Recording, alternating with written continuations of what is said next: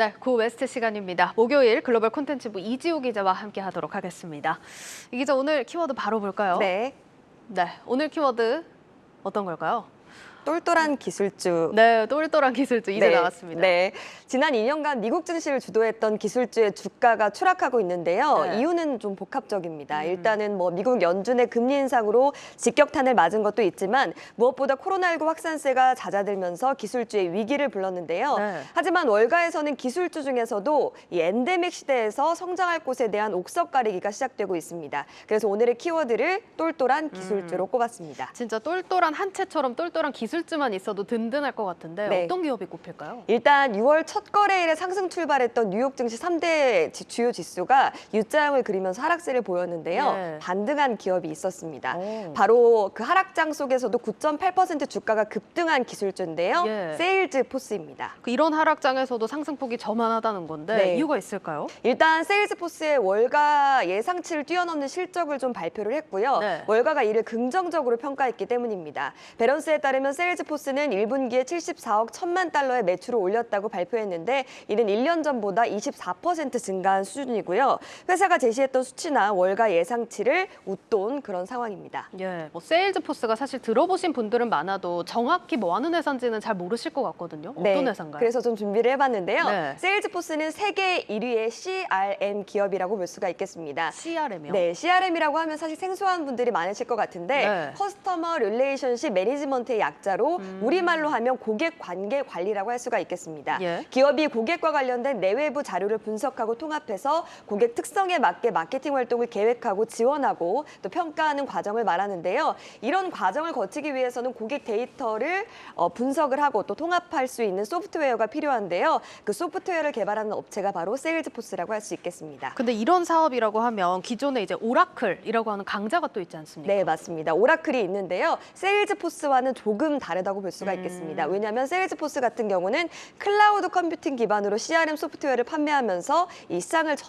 선점했기 때문인데요. 네. CRM 시장 점유율을 좀 보시면요. 오. 2019년을 기준으로 세일즈포스가 18.4%로 업계 1위를 차지하고 있고요. 예. 이어서 오라클이나 SAP, 마이크로소프트, 어도비 등이 경쟁하고 있는 상황입니다. 다른 경쟁사들이랑 점유율이 좀 차이가 납니다. 네. 아까 월가에서도 보니까 평가가 좋다 그러던데 어떤가요? 일단 캐시 랭건 골드만삭스 애널리스트는 2025년까지 세일즈포스가 마이크로소프트에 이은 세계 2위 소프트웨어 기업이 될 것으로 내다봤고요. 오. 골드만삭스는 세일즈포스의 목표 주가를 340달러로 제시하기도 했습니다. 예. JP 모간 역시 세일즈포스는 여전히 투자자들에게 현명한 베팅이라는 의견을 밝혔는데요. 그러면서 목표 주가를 316달러로 높여 잡았고요. 모건 스탠리 역시 밸류에이션이 매력적이라면서 세일즈포스를 유망 기술주로 꼽았습니다. 근데 사실 기술주가 사실 전반적으로 올라오긴 했다고 해도 위태로운 상황입니다. 이 세일즈포스가 특히나 이렇게 긍정적인 평가가 나오는 이유가 있나요? 일단 엔데믹 체제로 전환을 하면서 성장세가 꺾인 기술주를 살펴보시면 잘 보시면 소비자 대상의 플랫폼, 그러니까 B2C 플랫폼이라고 볼 수가 있는데요. 네. 그런데 이 세일즈포스 같은 경우는 B2C와 달리 기업을 대상으로 하는 B2B 분야라고 할 수가 있겠습니다. 예. 이 분야의 경우는 어느 정도 성장을 지속할 것으로 좀 전망이 되는데요. 코로나19로 급격하게 진행된 디지털 전환의 속도를 내서 사업 경쟁력을 끌어올리려는 기업들이 늘고 있기 때문입니다. 실제로 어떤 줌도 기업용 서비스를 개발해 주력을 한다는 방침을 세운 것으로 확인이 됐는데요. 엔데믹 시대에도 원격 근무가 유지되면서 영상회의에 대한 기업의 수요가 있다는 뜻으로 좀 보이고 있습니다. 그러니까 소비자 대상이 아니라 기업 대상이다라는 게 하나로 포인트로 삼을 수 있을 것 같고 또 네. 다른 특징도 있을까요? 일단 B2C 기업이라는 특징 이외에도요. 네. 최근 주가가 급락한 기술주를 보시면 1분기에 저조한 실적과 가이던스를 제시했다는 점이 좀 특징적이라고 볼 수가 있겠습니다. 실적을 통해서 성장성을 입증하지 못했다는 의미겠죠. 예. 그런데 세일즈포스의 경우는 실적이 상대적으로 탄탄하면서 반면에 주가 낙폭이 좀 컸는데요.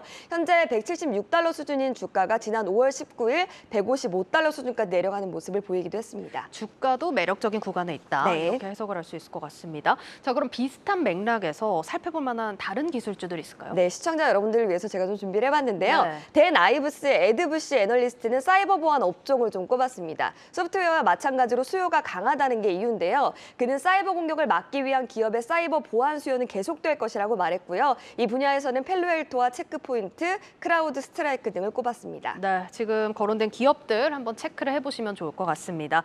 자, 그럼 이번 시기로 기술주도 사실상 옥석 가리기가 시작이 됐습니다. 일부는 아까 말씀해 주셨듯이 저점 매수의 기회로 삼을 수 있을까요? 네, 일단 투자자분들이 제일 궁금하신 분들이 바로 그런 점일 겁니다. 맞아요. 이미 기술주가 하락했을 때를 저점 매수의 기회로 삼은 투자자들을 살펴볼 수가 있는데요. 대표적인 것이 바로 워런 버핏, 버크셔 해서웨이 의장 겸 최고 경영자입니다. 그는 1분기 애플의 주가가 하락했을 때 애플 주식 6억 달러어치를 추가로 매입했다고 밝혔죠. 실제로 월가에서는 기술주가 본격적으로 반등하기 전에 옥석 가이기를 통해서 매수하는 전략을 추천한다는 평가도 나오고 있는 상황입니다. 예. 뱅크 오브 아메리카는 많은 기술주가 현재 52주 최고치에서 30% 이상 할인된 가격으로 거래된다면서 매수를 권하기도 했는데요. 다시 말해서 실적이 뒷받침되지 않는 기술주는 주가가 많이 빠져도 위험하겠지만 똘똘한 기술주 가운데 낙폭이 큰 종목은 저가 매수로 접근할 만한 의미다, 이렇게 보실 수가 있겠습니다. 네, 오늘 똘똘한 기술주 참고해서 투자 포트폴리오 구성해보셔도 좋을 것 같습니다. 고웨스트 이지우 기자였습니다.